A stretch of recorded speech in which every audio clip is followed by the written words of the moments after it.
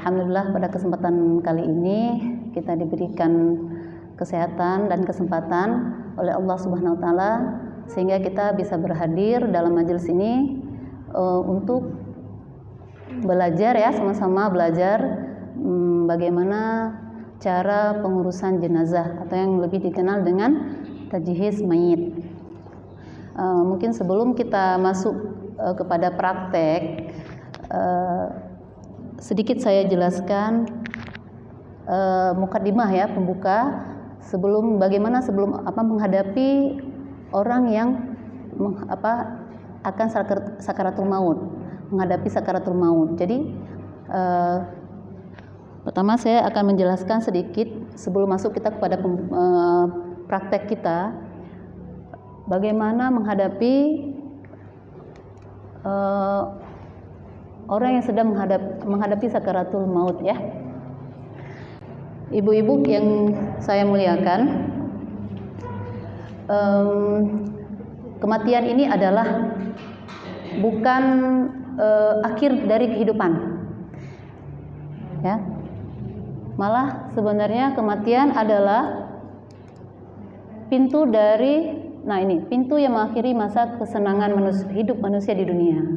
Pintu. Jadi setelah kematian itu ada kehidupan selanjutnya.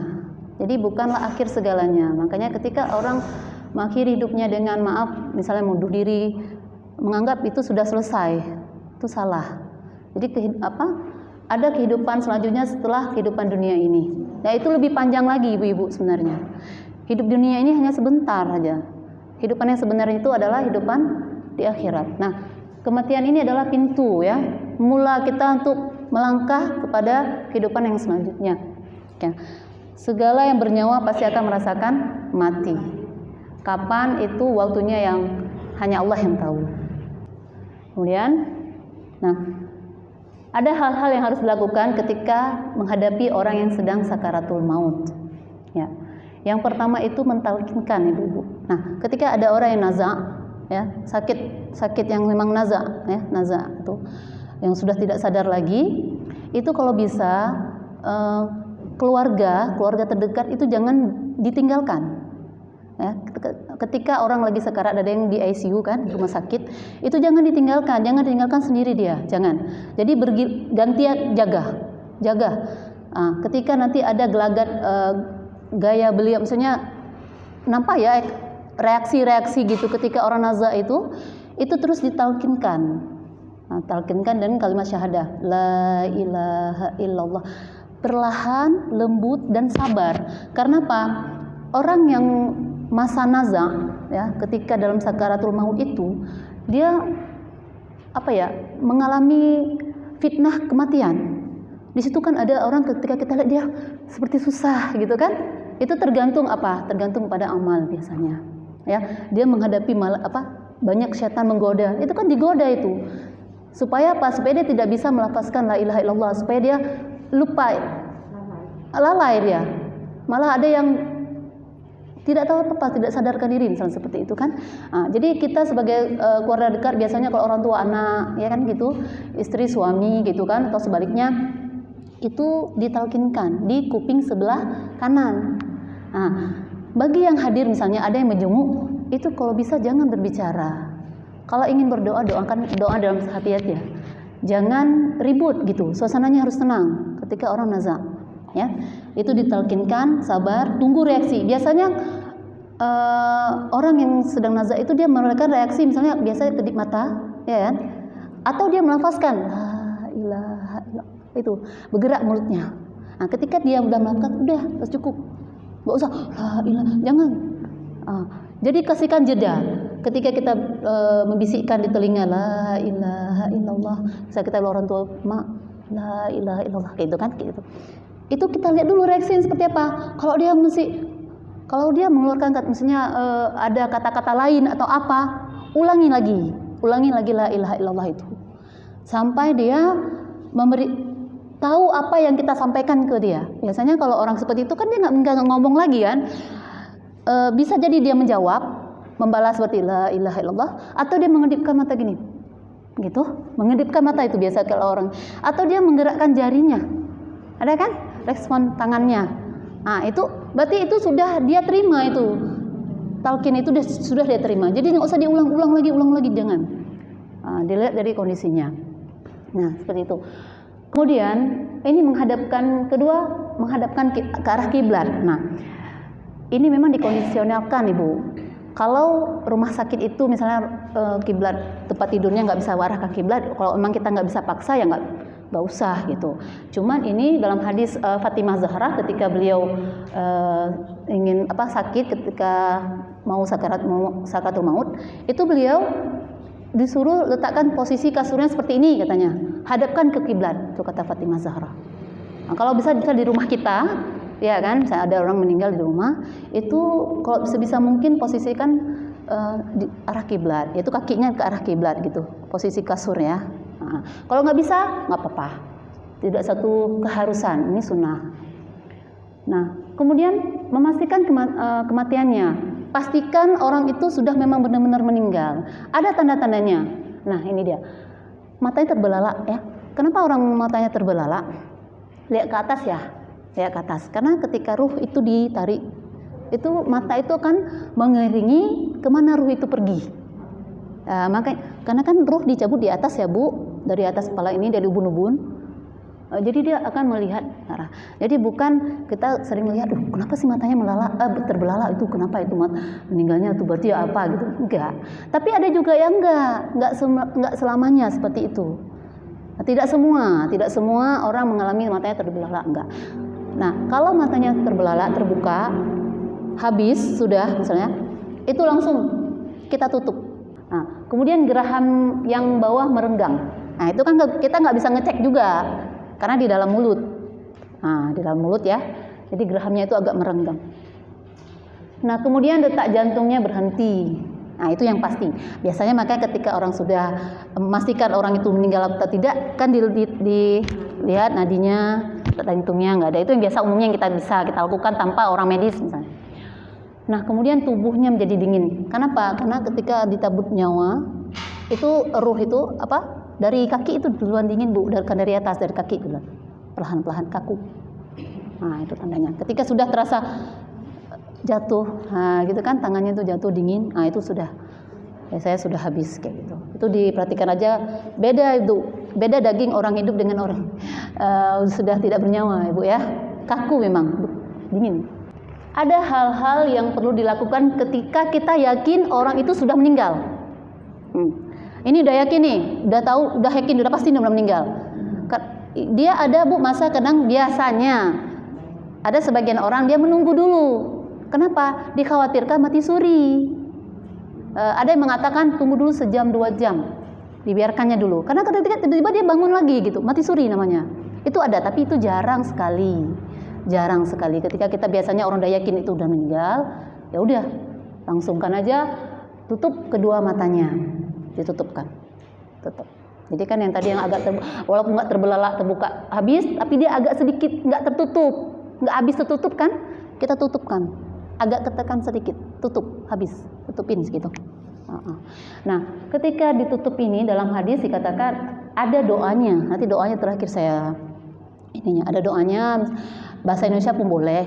Ya, tidak mesti doa itu, Bu. Jangan kita sibuk dengan doa-doa, menghafal doa sehingga kita lupa yang wajib. Karena doa ini kan wajib, Bu, hukumnya. Nah, doain ya Allah tinggikan derajatnya. Ya, itu nanti ada doa, kemudian lapangkan kuburnya. Kemudian gantikan dia di keluarganya dengan yang lebih baik. Misalnya dia meninggal anak, kan berarti Allah akan gantikan di keluarganya dengan yang lebih baik gitu. Nah, ada doa nanti kemudian ini menutup mulut, merapatkan rahang. Nah, ketika sudah kita tutup matanya, mulutnya kan nggak rapat, agak ada yang ternganga, Bu. Ada yang ternganga, ada yang tidak ternganga tapi tidak rapatkan. Nah, sebagian orang kalau khawatir dia akan kebuka lagi, diikat ya, pakai kain, Ibu, dari sini, diikat seperti itu. Nah, kemudian merenggangkan persendian. Nah, ini orang medis yang tahu kenapa harus merenggangkan. Jadi ketika orang meninggal itu kan posisinya itu kan nggak kayak gini langsung. Biasanya seperti ini ya kan. Nah, itu kita ambil tangannya, kita giniin, Bu. Kita renggangkan. Kita renggangkan kedua tangannya. Untuk apa? Untuk memudahkan ketika mandi nanti. Waktu mandi dia nggak kaku. Baru kita lipat tangannya. Kita renggangkan dulu. Enggak, renggangkan aja ototnya. Nah, kita gini tangannya, kita buka tangannya, gini. Maaf ya dek. Gini. Kita gini-gini aja. Kita renggangkan tangannya. Kita lunturkan sedikit. Dua-dua. Karena kan kalau orang sakit itu dia akan lama posisinya seperti ini, apalagi yang diimpus misalnya, atau orang yang stroke misalnya kayak gitu kan lama dia dalam keadaan yang tegang ya, yang lurus kayak gitu. Itu kita renggangkan tangannya, kita ototnya. Apanya? Sebelum dimandikan yang sebenarnya dengan sunnah itu gini atau memang diturunkan? Itu tidak ada yang ini. Biasanya orang langsung seperti ini Bu diituin. Kenapa? Ketika orang sudah dipastikan meninggal, itu cepat-cepat diposisikan dengan posisi dia yang sebenarnya. Kenapa? Kalau lama, tubuh kita ini mengeras Bu, ya kan? Mengeras, dia kaku jadinya. Jadi terus posisikan terus saja, nggak apa-apa. Posisikan terus tangannya. Nah, bila perlu diikat ya, diikat. Diikat. Tapi kita sebagian kadang-kadang nggak diikat. Yang diikat itu misalnya udah kayak gini terlepas lagi. Ada ya, ada agak terbuka lagi dia gini, agak renggang, tutup. Berarti ini diikat aja, diikat. Jadi baru meninggal itu tubuh kita masih lembut Bu. Jadi posisikan terus. Kalau enggak nanti kaku, itu udah cekang dia, cekang. Cekang. Kemudian ini letakkan benda sesuatu Ibu yang agak berat sedikit, misalnya bantal di atas perutnya. Kenapa? Supaya tidak kembung perutnya Bu. Kembung. Itu ya, itu sunnahnya yang sampaikan, walaupun memang nggak kita lakukan ya, mungkin ibu-ibu belum tahu. Jadi yang udah tahu mungkin ya, letakkan sesuatu yang berat, bukan batu, tapi misalnya bantal, agak ini kan sedikit supaya menghindari perutnya kembung tuh. Kemudian ini menutup seluruh tubuhnya dengan kain langsung. Ketika sudah kita rapikan tangannya, sudah kita pastikan perutnya tidak kembung, kakinya dirapikan juga, luruskan. Kaki yang misalnya orang tertidur kayak gini, agak kakinya kan, nggak ini kan, agak terbuka gini kan. Kita rapatkan. Kadang-kadang orang malah diikat juga, diikat untuk jaga-jaga supaya dia nggak tenang. Kalau memang merasa ini nggak apa-apa, nggak usah diikat, nggak mesti diikat itu. Nah, kemudian baru ditutup dengan kain semuanya. Sehingga apa? Karena orang yang meninggal ini Bu, anggota badan itu pasti ada yang berubah nanti, entah wajahnya menurun, entah apa. Jadi tidak jadikan fitnah, aib ketika ada orang yang melihat, kenapa nih wajahnya nih? Jangan. Jadi langsung ambil kain, tutup, kain panjang, tutup terus. Ya. Nah, inilah doanya. Kemudian kita doakan. Doa ini nggak perlu dihafal juga ibu-ibu.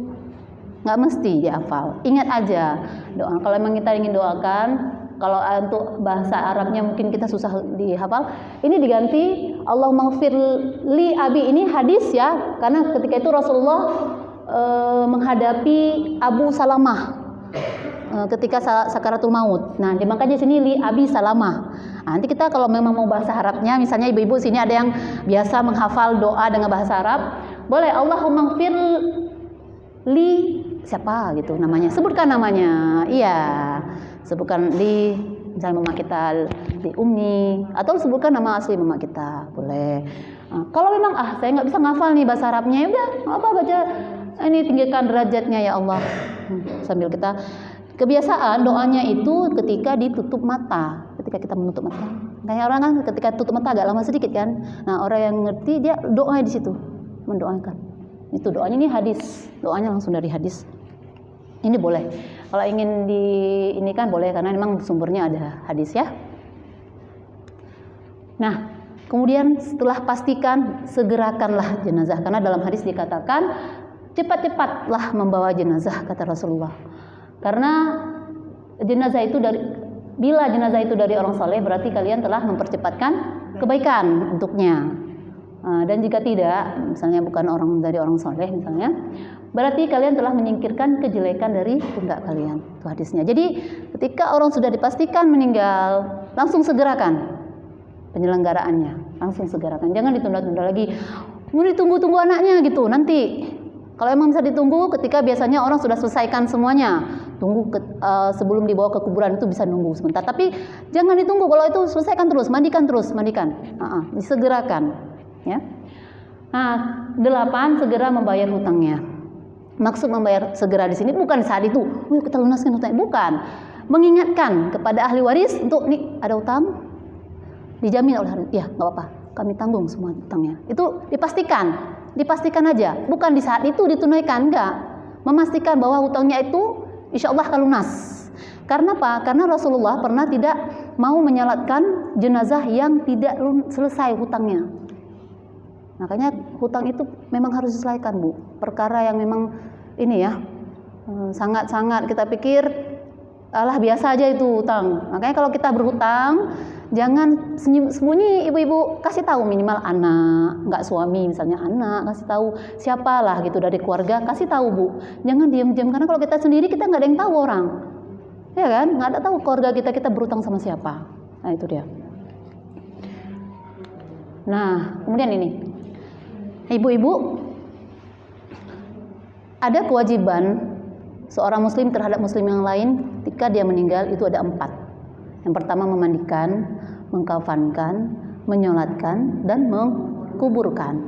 Nah, dalam hadis dikatakan ada 6 hak kewajiban antara muslim terhadap muslim yang lainnya. Salah satunya itu yang paling terakhir ini karena nggak kelihatan ya. Kelihatan. Nah, ketika ketika ketemu kasih salam. Ketika diundang acara pesta atau apa, hadiri. Selama bisa kita hadiri, kecuali ada halangan yang memang tidak bisa. Kemudian ketika minta nasihat, kasih nasihat.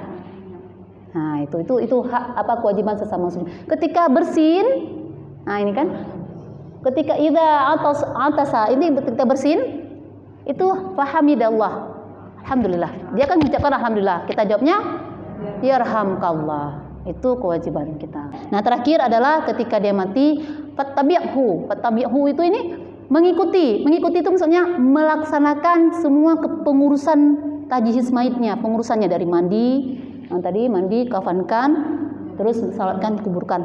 Ikutilah, mengikuti, fattabi'hu, maka iringi itu selesaikan sampai dia kubur, masuk kubur. Itu kewajiban kita terhadap sesama muslim.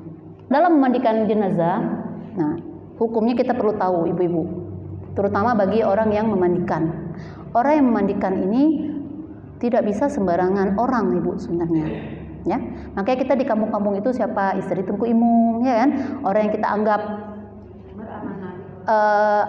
untuk dari segi ilmunya dia tahu, paham. Bagi orang yang tidak paham tidak bisa, Bu. Tidak boleh, diutamakan orang yang memang paham tentang hukum-hukum ketika teknik-teknik cara-cara memandikan jenazah.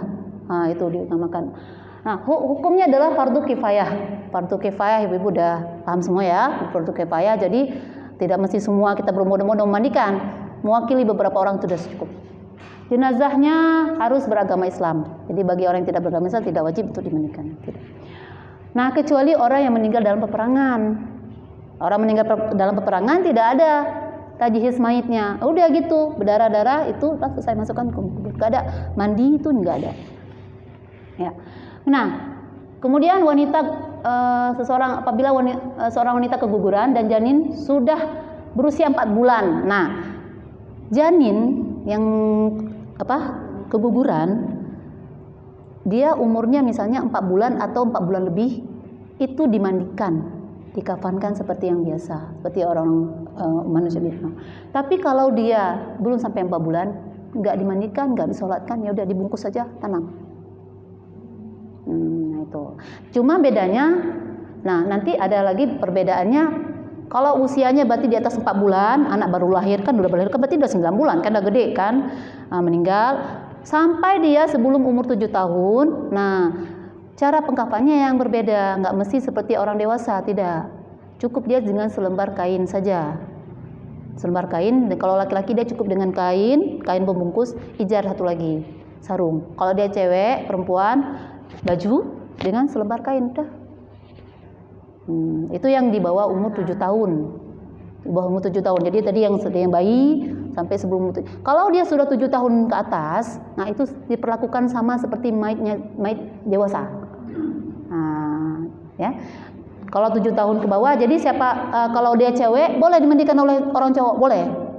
Karena apa? Itu belum aurat bagi dia, belum ada aurat lah, hukum orang dewasa enggak jatuh pada dia. Tapi kalau udah 7 tahun ke atas, itu kalau dia laki-laki berarti laki-laki yang mandiin, perempuan berarti perempuan yang mandiin. Oke. Rukun. Nah, ibu-ibu, ini yang harus ibu-ibu ingat karena ini rukun. Rukun memandikan itu hanya 2. Yang pertama niat, kedua meratakan air ke seluruh tubuh jenazah. Itu yang paling penting. Nah, kenapa? Karena kalau kita terlalu melihat kepada teknik, karena beda-beda daerah itu beda cara, Bu. Beda sekali. Ada orang mengikuti sunnah. Kalau mengikuti sunnah yang sebenarnya malah lebih simpel cara memandikan. Ada satu daerah yang dia tuh mungkin Allah a'lam mungkin dapat ajaran dari mana kan? Banyak itu teknik ini lagi, air ini lagi, doa ini. Nah, tapi kalau sunnahnya itu nggak seribet itu, Ibu. Sama seperti kita mandi junub. Ya, itu dia sebenarnya. Mandi seperti biasa mandi. Cuma ini bedanya kita mandi sendiri dengan kita mandiin jenazah. Itu ya. Jadi jangan ibu pikir susah kali mandiin jenazah. Enggak. Teknik itu tergantung ilmu orang yang menyolatkan. Memandikan. Tergantung siapa yang mandikan. Itu beda-beda, jadi beda orang. Ini kok ibu ini kayak gini, ibu ini kayak gini, nggak apa-apa. Teknik biasa sama. Yang penting sudah meratakan air ke seluruh tubuh. Itu aja. Mau tekniknya kayak mana nanti kita ini masuk ke prakteknya ya. Insyaallah. Ya. Jadi kan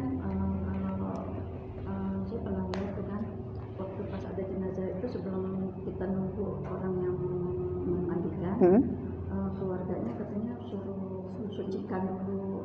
Bagaimana Ustaz? Yang memandikan sucikan dulu maksudnya? Belum, keluarganya katanya sucikan dulu. Oh iya, itu nanti kita masuk dimandikan. Ya, itu memang ada nanti. Ya.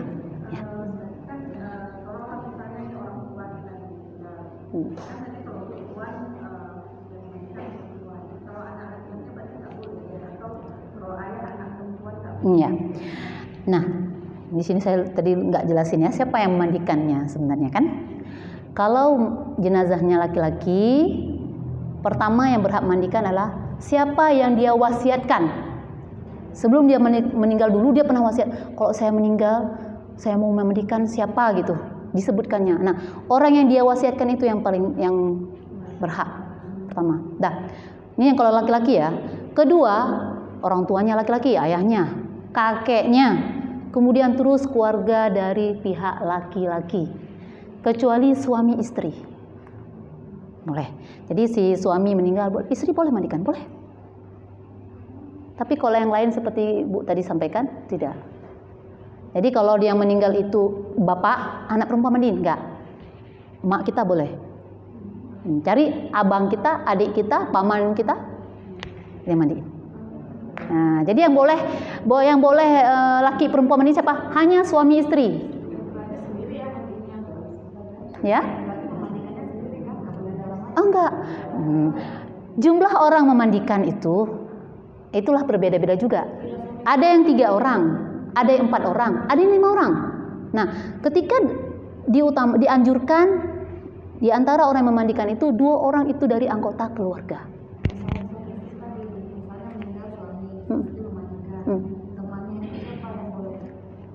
Ajak keluarga tadi, Pak, adiknya, anak cowoknya, ya.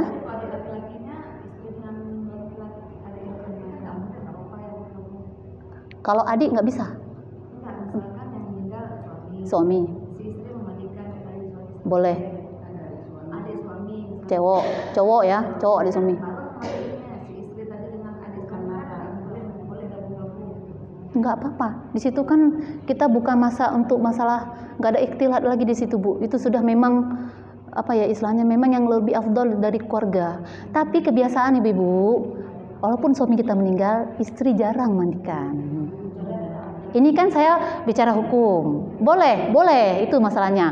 Oh, nggak mesti kita. Dan kebanyakan itu tidak kita yang mandiin pastinya, walaupun kita suami kita yang meninggal. Begitu juga, walaupun kita meninggal pasti bukan suami kita yang mandikan, ya kan? Pasti orang tua di situ, orang kampung, adik kita, mak kita, bibi, supaya tahu bahwa, nah karena gini, kondisi orang kan berbeda-beda ibu. Misalnya dia merantau di luar negeri. Nah daripada orang lain siapa gitu, orang asing di daerah situ, kita cuma berdua suami istri di situ kan. Bagus suaminya kan langsung menghadapi dan dibantu mungkin dengan orang-orang yang lain. Tapi ada mahramnya di situ. Itu maksudnya kalau kita dikondisikan Bu, dikondisikan. Nah umumnya kalau kita yang biasa-biasa sini tidak, jarang sekali. Yang jelas boleh. Nah itu aja. Kita tahu hukumnya boleh suaminya istri itu boleh mandikan satu sama lain. Oke. Berarti di sini misalnya kita misalnya memandikan bertiga, jadi tiga-tiga itu harus berniat. Iya, ketiga-tiganya harus berniat. Niat itu dalam hati ya Bu. Yang saya kasih tahu nanti ini namanya lafaz. Nawaitul ghusla lihadzal mait lillahi ta'ala. Niat pun simple. Jangan terlalu nawaitul ghusla. Ada orang panjang-panjang fardhu kifayah. Kalau lupa gimana Ustazah? Ya udah enggak apa-apa. Yang penting nawaitul ghusla, intinya nawaitul ghusla lihadzal mait lillahi ta'ala. Dah. Karena lafaz itu kan tidak wajib. Yang hanya niat itu hanya di hati. Lafaz niat itu tidak wajib. Sedikit lagi soalnya balik ke belakangnya. Misalnya meninggalnya malam, kita nggak menginginkan malam itu, terus kita udah lakukan peregangan sebagainya. Ya. Itu posisinya sebenarnya seperti apa? Apa terlentang dengan posisi gini, atau bagusnya wajahnya menghadap ke kiblat? Iya, iya. Ada orang yang meninggalnya malam. Berarti kan pengurusannya kan besok, mandi-mandinya dan segalanya. Ya. Kita seperti tadi, rapikan tangannya, pastikan dia dalam posisi yang sebenarnya, tutup, ya kan? Nah, kalau ingin kita mengikuti sunnah, berarti posisikan tempat tidurnya arah ke kiblat, yaitu kakinya ke kiblat. Mana kiblat? Misalnya kiblat sana misalnya. Ini kasurnya seperti ini. Nah, kalau memang nggak bisa, karena kondisi ruangnya nggak memungkinkan, ya nggak apa-apa. Tidak. Kakinya, kan nggak mungkin. Kalau misalnya kakinya ke sini, kita palingkan nggak mungkin. Ini kaku nanti, dia tetap lurus. Kalau ingin yang namanya menghadap kiblat, kakinya yang menghadap kiblat. Ya, misalnya gini, kita kan menghadap kiblat seperti ini nih, Bu. Kita nih, saya berdiri. Kalau saya tidur gimana? Nah, seperti itu. Jadi kakinya yang menghadap kiblat kan? Berdiri ya, posisi. Iya, betul. Kakinya. Gimana? Kebalikan dengan? Iya, betul. Kalau kubur, karena dia menyamping. Kalau ini kan kita tidur telentang. Ya. Betul. Itu tidak wajib, Ibu. Jangan nanti nyusahin ya. Nyusahin, di mana nih arah kiblatnya? Jangan. Itu kalau bisa dianjurkan. Bahasa dianjurkan itu kan sunnah. Kalau enggak apa-apa. Baik. Ini yang harus diingat. Jadi masalah teknik itu berbeda-beda itu nggak masalah. Jangan nanti dipermasalahkan. Kok di sana mandinya kayak gini? Besok-besok saya, kok beda-beda ya? Jangan dipermasalahkan yang perbedaan itu. Karena yang wajibnya itu ini. Niat, yang penting terus meratakan air ke seluruh tubuh. Dah. Kenapa? Rasulullah dulu ketika di Arafah, ya, ada seseorang yang jatuh dari unta, meninggal. Rasulullah langsung, ya udah mandikan dengan air berdarah, udah selesai. Simpel kan? Karena jadi nggak usah diribetkan gitu. Kata Rasulullah, mandikan dia dengan air berdarah. Udah. Nah, seperti itu. Biasanya orang nenek-nenek yang dalam Nggak bisa. Iya.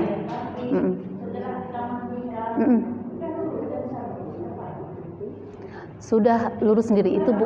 Itu Ibu apa ya istilahnya? Wallahu a'lam ya. Karena itu memang perubahan-perubahan seperti itu tuh bukan di luar ini kita. Ya, banyak hal-hal kadang-kadang kita jumpa yang agak sedikit aneh-aneh atau gimana. Ada yang memang cekang terus. Misalnya orang meninggal udah kayak gayanya macam-macam. Apalagi dulu korban tsunami ya, macam-macam kan gayanya gimana gitu kan. Itu perlu kita luruskan. Jangan dipaksa. Yang seperti tadi Ibu katakan, kalau memang dia awalnya udah tekuknya susah, tiba-tiba ketika dimandikan dia luntur sendiri, nggak apa-apa. Alhamdulillah, langsung kita itukan sendiri. Nggak apa-apa.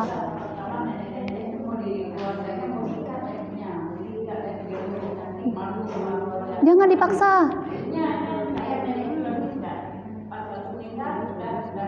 Enggak, jangan dipaksa. Nggak boleh Bu, ya, nggak boleh dipaksakan tubuh jenazah ya Bu, karena dia aja menghadapi sakaratul maut udah sakit Bu. Makanya nanti ketika kita memandikan, mengkafankan itu penuh dengan lembut, apalagi ketika mandi itu jangan digosok, jangan, lembut nanti, ya. Jadi jangan menyakiti lah. Anggaplah seperti tubuh kita kan menyebut badan kita kan nggak mungkin kita gosok-gosok gini kan, gitu kan. Selain logikanya seperti itu. Apalagi jenazah itu memang udah keadaannya sakit ya, menghadapi kematian itu udah sakit. Itu jangan, maka disuruh lembutkan, gosok pelan-pelan gitu. Nah. Ya. Nah, ini ada adab-adabnya, syarat-syarat, ada adab sekilas kita untuk kita ketahui tadi seperti Ibu sampaikan tadi mana? Amanah, Ibu. Nah, yang pertama yang memandikan itu harus orang Islam, ya. Tentunya Muslim, kemudian berakal, tidak boleh ada anak. Ya, minimal ya sudah baligh, itu boleh. Misalnya dia maunya anaknya baligh, kalau belum baligh nggak boleh. Nah, kemudian dia amanah inilah Bu. Jangan menceritakan apapun, sekecil apapun jangan. Cukup Ibu yang tahu. Oh, saya mau cerita sama anak saya aja. Nggak boleh. Jadi apa yang kita lihat, apa yang kita nampak, cukup kita yang tahu. Ibu, yang namanya rahasia, kalau kita sudah sampaikan walaupun sama anak kita, itu nggak rahasia lagi. Rahasia itu hanya dirimu yang tahu. Kalau sudah keluar, walaupun hanya, saya cuma sama dia aja, saya nggak cerita. Itu bukan rahasia lagi Bu. Rahasia itu sama kita yang tahu. Toh, dah selesai. Jangan lagi cerita-cerita sama siapapun orang terpercaya, siapa mau suami, mau siapa, enggak. Itu bukan rahasia lagi namanya. Nah, tidak membicarakan aurat, aib, cacat apapun dari tubuh jenazah. Kemudian alim ini maksudnya mengetahui.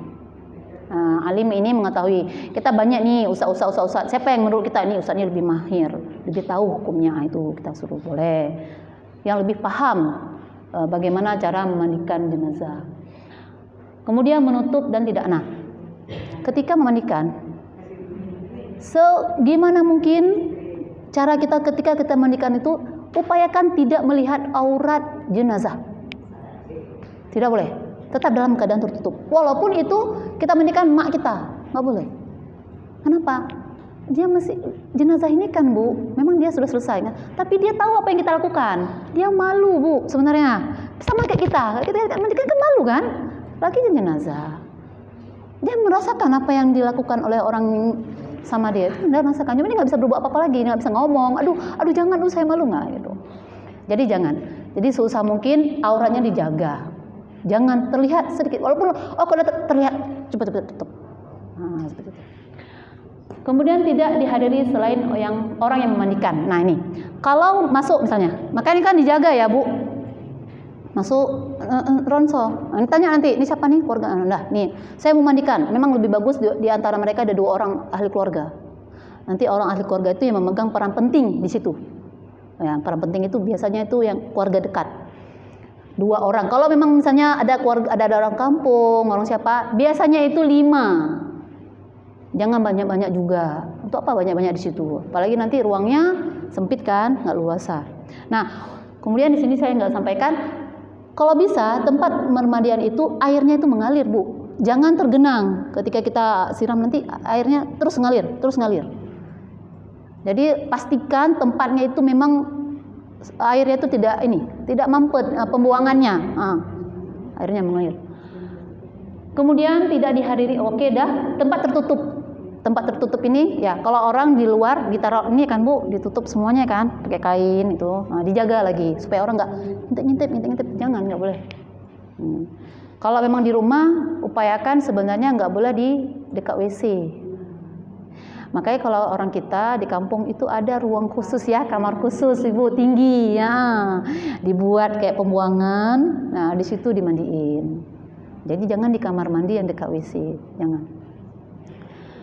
Kecuali kita ada kamar mandi satu lagi.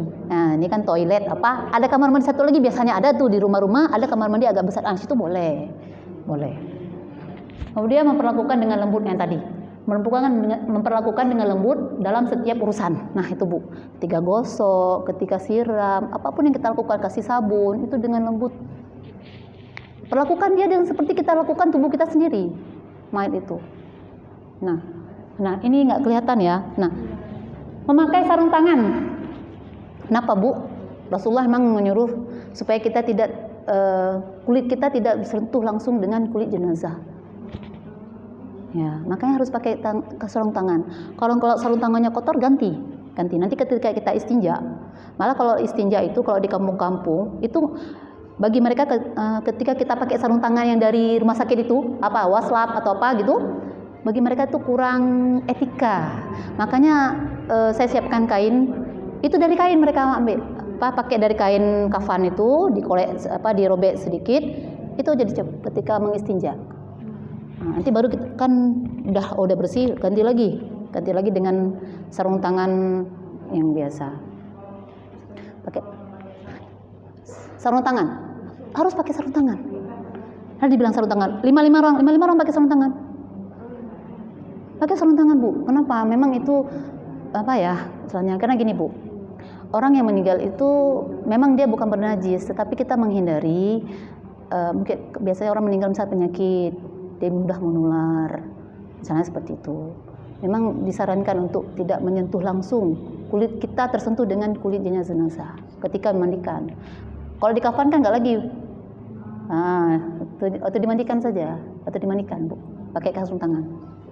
Ya. Istinja. Iya.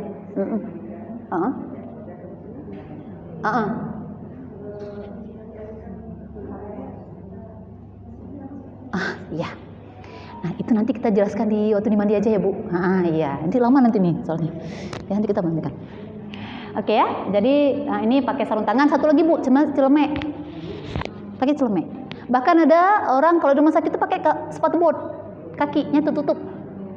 Kaki. Karena kan turun air najisnya, kotoran itu kan kena ke kaki. Iya.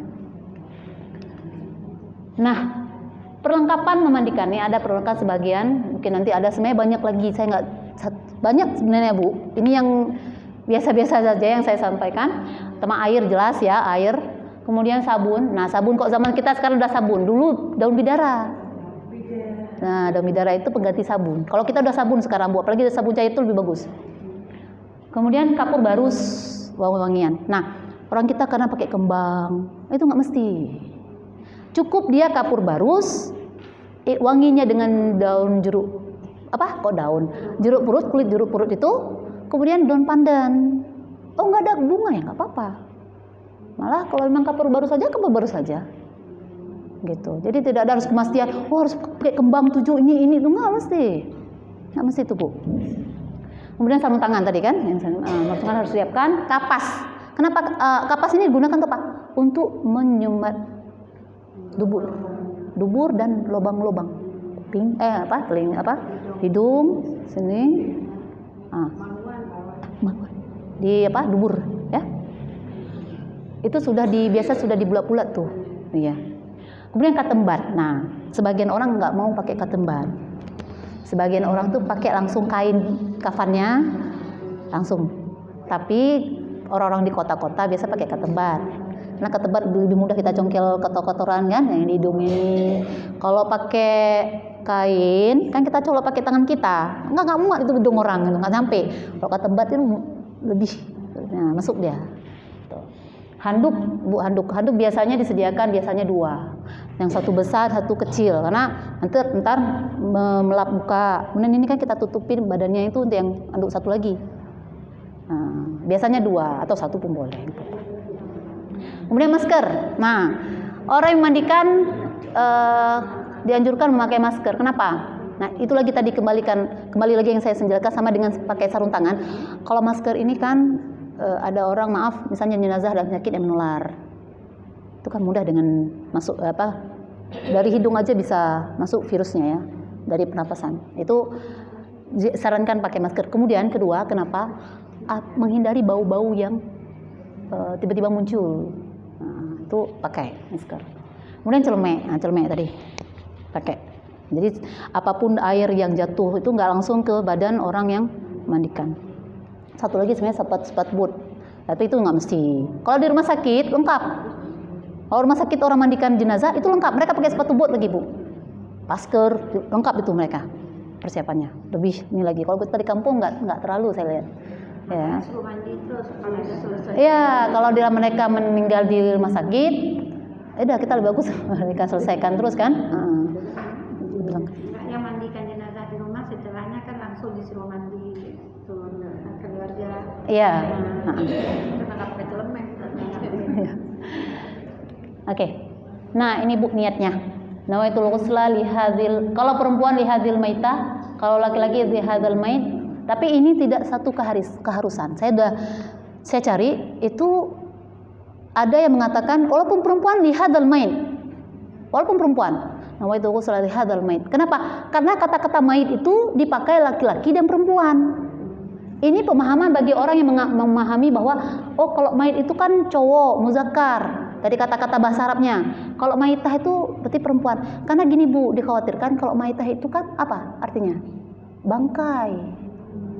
Maitah itu bangkai. Mayit itu memang mayit itu kan sebenarnya bangkai juga. Cuman manusia kan nggak mungkin dibilang bangkai. Mayit. Jadi makanya orang yang mengatakan bahwa kalau niat itu cukup lihadzal mait, walaupun dia jenazahnya cewek, lihadzal mait, udah selesai. Allah kan tahu, nanti niat di hati pertama, kemudian itu kan di lafaznya. Jangan nanti gara-gara, salah tadi saya sebutkan, jangan juga, nggak apa. Lihadzal mait, udah, lillahi ta'ala. Nah, kita masuk kepada tata cara memandikan. Masuk kita kepada tata cara memandikan jenazah. Sekali lagi ibu-ibu, ingat pada rukun memandikan jenazah itu hanya 2. Rukun itu yang paling penting kita jaga, Bu. Masalah teknik itu jangan dipermasalahkan. Ya, jangan nanti kita nyalakan, itu kok kayak gitu, itu nggak salah, nggak benar tuh. Jangan. Karena beda wilayah, beda cara, beda orang, beda semuanya, Ibu. Nah, yang penting tercapai rukun ini sudah selesai. Nah, kemudian satu juga sebisa mungkin menghemat air. Jangan membazir air. Mentang-mentang kita bersih-bersih, siram lagi, jangan. Sebisa mungkin kita menggunakan air sehemat, disuruh hemat. Jangan membazir kan? Dalam Islam juga disuruh jangan membazir. Segala sesuatu itu jangan yang berlebihan lakukan. Nah, kemudian mulailah selalu dengan kanan. Segala sesuatu ketika kita mandikan semua itu dahulukan kanan dulu. Apapun kanan. Karena memang Rasulullah suruh anjurkan memulaikan sesuatu kita pekerjaan aja suruh tangan kanan kan? Semua kanan semua mulaikan dengan kanan. Nah, kemudian jangan lupa perlakukan jenazah dengan lembut, digosokkah, disiramkah, perlakukan dengan lembut, dengan pelan-pelan. Nggak perlu nanti nggak perlu ditekan. Tekan maaf ya, tekannya aja sebisa. Oh ini kayak kotorannya masih ada, ya kita nggak bisa ini, jangan ditekan, jangan sakit dia. Ya, lakukan dengan yang lembut, dengan halus. Oke. Yang pertama, ketika jenazah sudah diletakkan di atas pemandian. Nah, pertama yang kita lakukan adalah membersihkan. Apa bahasa Acehnya apa yang namanya? Pesuci, ya pesuci. Atau istinja namanya kita ya. Bersihkan dulu. Misalnya, maaf, kalau orang yang mengalami kecelakaan, itu kan banyak darahnya. Apa gitu kan, itu dibersihkan dulu semuanya. Pertama yang hidung-hidungnya. Pengalaman saya menghadapi orang bukan suka saya memandikan, saya biasa melihat karena mungkin kita usia masih muda jadi dipercaya mesti orang-orang yang lebih tua. Saya cuma melihat, kebetulan kemarin tuh saudara dari suami, saya disuruh masuk. Cuma saya melihat aja dan saya bantu. Nah, itu yang pertama kali kita bersihkan segala yang berlubang-lubang, hidungnya. Nah, gigi disuruh siwak. Itu memakai kain dari kain kafan itu. Kalau di sebagian daerah diputar-putar kainnya, dicolok. Tapi lebih bagusnya itu enak dengan tangan kita, Bu. Lebih Ya, disarungkan dia pakai kain, ini kan terus dicolok terus. Sebisa, jangan itu. Sebisa aja, dia kan rata nanti. Giginya kan udah rapat nih. Ini aja kita bersihkan, nggak perlu kita gini, nggak usah. Sebisa aja gitu. Jadi sebisa yang kita bisa gitu. Jangan memaksa juga Mait untuk membuka mulutnya, enggak. Jangan ya. Untuk gigi palsu gimana? Ya. Kalau ada dia pakai gigi palsu atau gigi emas kayak itu kan, kalau bisa dilepas, lepas. Tapi ada yang permanen, Bu. Nggak bisa dilepas, kan nggak mau kita panggil dokter. Nggak usah dilepas. Biarkan saja. Sama seperti orang yang pakai susuk, maaf. Kita tahu dia pakai susuk misalnya muka. Apa kita lepas? Enggak. Jangan kita paksa-paksa, kita jepit-jepit. Enggak, jangan, biarkan saja. Nah, yang bisa dilepas. Yang nggak bisa dilepas, jangan dipaksa. Itu aja. Intinya itu yang harus yang bisa kita lepas, yang nggak bisa. Sama kayak luka kan misalnya yang ini kita bersihkan ini darahnya, tapi nggak bisa bersih nih. Udah kita berkali-kali, biasanya kalau darah insya Allah bersih. Tapi kalau ini namanya luka, tutup pakai kapas, pakai plester. Nah, pakai plester. Nah, ya Ibu, lupa tadi saya. Mait ini kan mesti pakai baju ya. Tadi kan pakai, walaupun ditutup pakai kain, dia mesti pakai baju. Nah, bajunya itu kita gunting. Nah, itu ada gunting tadi, lupa saya bilang. Digunting bajunya. Digunting. Jadi mau pakainya cantik atau apa nggak apa-apa ya, namanya apa ya, digunting Bu, digunting. Semua itu dimulai dari kanan, tangan kanannya dulu, misalnya. Maaf ya Bu, digunting aja terus. Semua dimulaikan dari kanan, terus buka. Kan nanti terbuka sebelah sini, baru semua dari kanan. Tuh. Jadi digunting pakaiannya dulu. Udah terbuka semuanya. Ini kan masih tertutup Bu. Kain yang penutup itu dijaga. Makanya nanti ada satu yang kerjain, misalnya biasanya kiri kanan ini yang mengerjain. Tapi biasanya karena orang satu aja dipercayakan oleh komando. Yang sebelah kanan biasanya orang. Digunting, yang ini jaga terus auratnya tetap tertutup. Nah, fungsi orang biasanya 4 Ibu. 5 dengan seorang yang bantu-bantu. 4 itu ketika di masa membersihkan, yang kaki bersihkan terus. Yang muka kayak bersihkan terus. Nah, perhatikan kukunya. Potong kukunya kalau panjang. Makanya sediakan gunting kuku, jepitan kuku. Kalau kakinya terus di yang sebelahnya tugas bersihkan. Ini yang sebelah sini bersihkan. Yang di atas masak kupingnya, hidungnya, dicongkel terus gini. Pelan-pelan aja. Gigi tadi dengan kain kafan tadi kita colok. Nah, seperti itu. Kalau di kampung yang tadi saya bilang kainnya dipelintir-pelintir. Nah, dicolok sedikit gitu. Ada juga seperti itu. Yang jelas kita siwak dia. Ya. Dah, matanya juga bisa ada bertaik mata. Pakai ini. Depan bat dibersihin. Nah, jadi ya kupingnya sebelah sini. Jadi ini tugas orang yang di sebelah atas. Posisi atas. Nah, orang di tengah terus bersihkan. Misalnya dia ada apa gitu kan, ada kotor-kotoran, itu dibersihkan terus. Bersihkan. Terus, nah ini setelah dibersihkan itu kuku dipotong.